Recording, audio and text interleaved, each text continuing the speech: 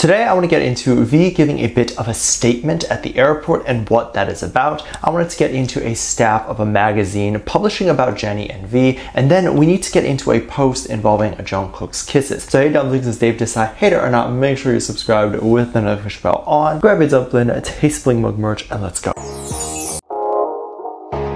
I want to start off with a really cute story of Jung Kook being kissed and what happened. Jung Kook recently, if you are not aware, created a very special TikTok account. He initially just wanted to keep it a secret and didn't even name it his own name. But after Jung Kook shared a video from that TikTok account, it was revealed what account he was sharing it from. If you don't use TikTok, then you might not know that when you share a video with the link, the person who receives the link to the video, when they click on the link, will see who it was shared from, which is typically a bit counterintuitive, and I don't know why that feature exists except for exposing private TikTok accounts. Because if I share a video to you, then it's then going to show that I shared it, but you already knew that. That's how you got the link. So it's a weird feature, but whatever. So since Jung Kook talked about not really using the account in the same way he was using Instagram, he likely didn't want to get caught up in that same world and mental state that he was in when he created the Instagram account, which was that he felt pressure to post and curate a feed.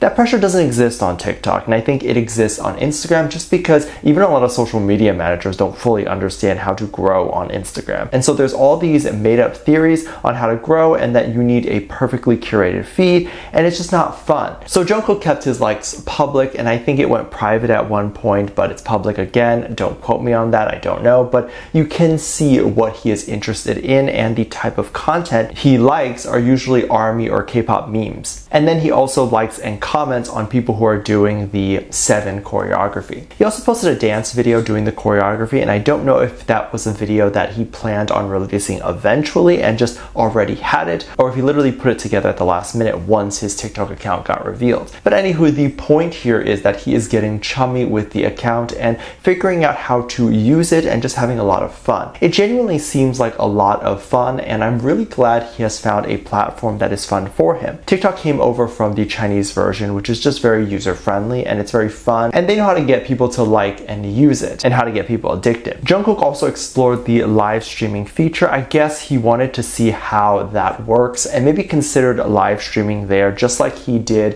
when he had Instagram. It's very easy to live stream on TikTok, and it might be easier to do that than go on Weverse. Who knows? So Jung Kook ended up going on live for just a little bit, and he talked about wanting to just turn it on to test it and see what it is about. People were sending him cute emojis on TikTok. If you have not seen these are like cartoon animations that appear on the screen with the person streaming. So the animation will put a cowboy hat on someone, or in this case someone put a heart emoji that kissed Jung Kook. This was very cute. People were freaking out about this because we see Jung Kook being kissed, and it's just very cute. I absolutely love it too. It also shows ARMY's love for Jung Kook, but Jung Kook did not like this and was asking how to turn it off. Now there's no reason for Jung Kook to ask to turn it off unless he knows what it means. It means people are sending him money because they aren't free to send. And here's the deal. Please do not send K-pop idols these emojis. It's fine to send it to other streamers and creators, these things, because it's how they make their livelihood. But a singer will get backlash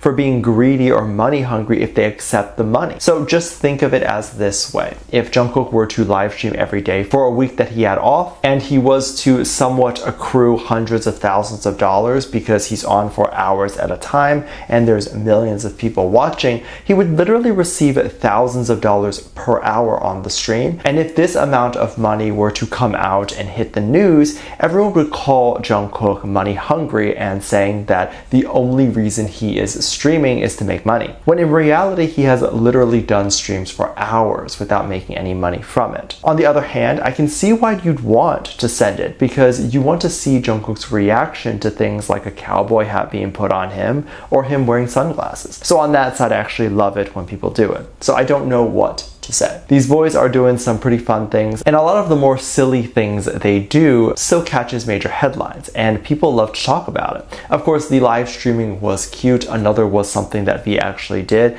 If you're not aware, V actually went to Japan for some reason. Some people and sites have said that he specifically went for Celine's opening, and others say it was a personal schedule. I would say the opening is probably more likely, and then since he was there, he probably just decided to have fun as well. If we are seeing airport coverage and this amount of people at the airport, it likely tells me that this is not a private schedule, and the fact that Celine had all these questions to interview V on and all that stuff tells me it was planned. A lot of what V was wearing to the airport ended up trending and being a big topic of conversation. V always looks really good at the airport, and he looks so perfect from all angles. He usually uses the airport as a moment to make fashion statements and to wear clothes that he may not ever normally get the chance to. So clothes that he can't wear on stage, but clothes that maybe are a step up from super casual. Of course, he likely has to deal with the deal that he likely made with Celine, saying that he has to wear Celine to the airport. Typically, there's a contract for these sorts of things, so he wore some Celine pieces there, and then he also wore a huge bag that caught the attention of many. The bag cost over $3,000. V likely was given that, and he did not pay for it. And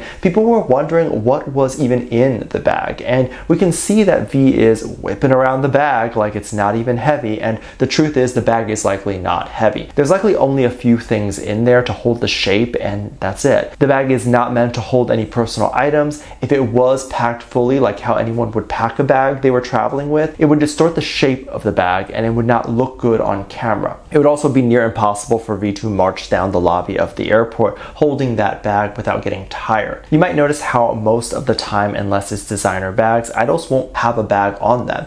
This is not for a shallow reason like, oh, he's too good to be photographed holding non-designer things, or oh, he has his team hold his bag because he's lazy. None of that, because the boys have worn non-designer things all the time, and they typically can't hold their own bags due to security. Because if there's an emergency of overcrowding or an issue, the boys need to be able to move freely. They can't be stuck holding a bag in fear of losing their items if they just get rid of it, and they don't want to have to drop it if there's a security issue and they have to run. So an idol is never holding a bag unless it's a fashion statement or it's to sell the bag. Security does not want their idols to not have free hands in an emergency. So for those asking all these questions like, isn't it heavy or whatever, a lot of these people don't understand why it's even done. It's a business, and V is holding the bag simply to sell it. That's all. There's so many rumors and theories of V that even when he isn't trying, he will still make headlines and be talked about when other artists are brought into the conversation. For example, Jennie was in ELLE magazine recently, and it was such a beautiful piece. Now, this specific article that ELLE wrote of Jennie was not present. This wasn't an interview, but a compilation of news from various sources all gathered together in that piece. So similar to what I do where I'm gathering news from a bunch of different places and bringing it together, this is what this article was. And this is important to note. Now, right at the end of this ELLE article, the staff wrote a paragraph about V and Jennie. The article talked about how V and Jennie have been rumored to be together and ended the article to say that Jennie's main focus right now is with Blackpink. So people took this weirdly online. Others say since ELLE, a big magazine, was even addressing V and Jennie that the dating rumors are true,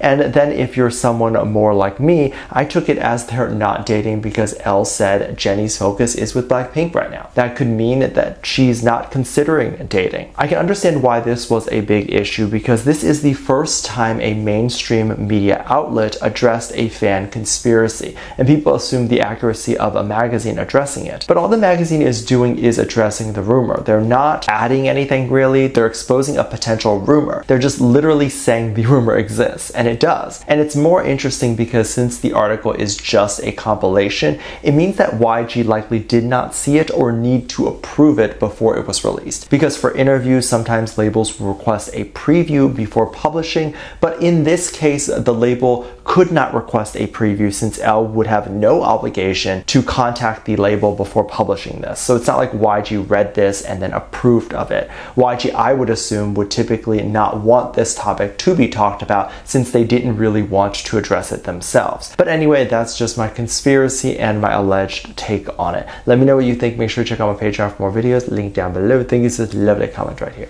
Love you. Bye.